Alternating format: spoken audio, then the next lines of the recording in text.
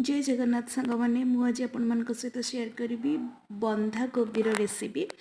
आम फर्स्ट गोटे कड़े नहीं से सोरिष तेल नहीं जीरा पकेबा कंचा लंका जो मानू भल लगे कंचा लंका ने मत भल लगे मुझे ना आप स्किप करेंगे।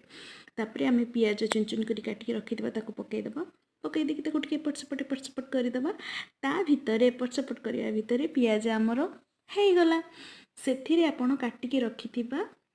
टमाटो को पकईदे आपण मैंने मसला कषि सारापर पकईले भी हम ना तेल सहित पियाज सहित पकईदे मत भल लगे मु पकईली से लुण हलदी लंका गुंड पकईदे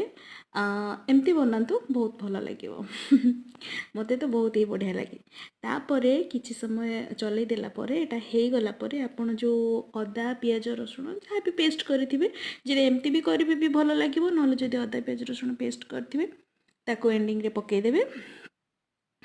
तापर आम चलईदबा पानी फाणी देदेबा आम तो फास्ट सब पकई देथिले ना हलदी लंका लुण सब पकई देथिले एबे खाली मसलाटा ढालिकी ताको चलईदबा किसी समय चलैला परे मसलाटा हेई आसीबा हमर मसलाटारू तेल बाहरिबो भल से जेतेबेले हेई जिवो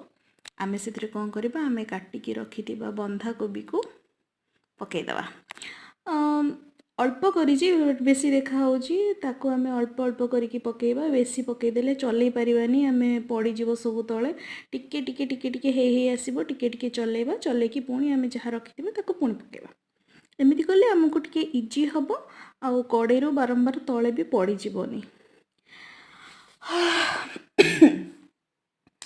तापर हो सारा कि समय भल से चलै चुला देकी लुण तो आप मसला पकई देथिबे अभी पकईबेनी घोड़े देबे किसी समय पर सांकुरी गला ताको खोलीदेवे खोलिकी पुणी टिके चलईदेवे।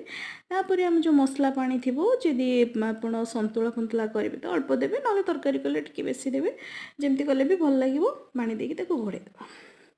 तापर किसी समय पर आमर होगला कोबी तरकारी आपण मैंने जदि गरम मसला जहाँ को भल लगुव गरम मसला पकेबे ना गरम मसला स्किप करेंगे मत भल लगे मु पकईली केमती निश्चिंत बनई खाई टेस्ट करी कमेंट करंतु।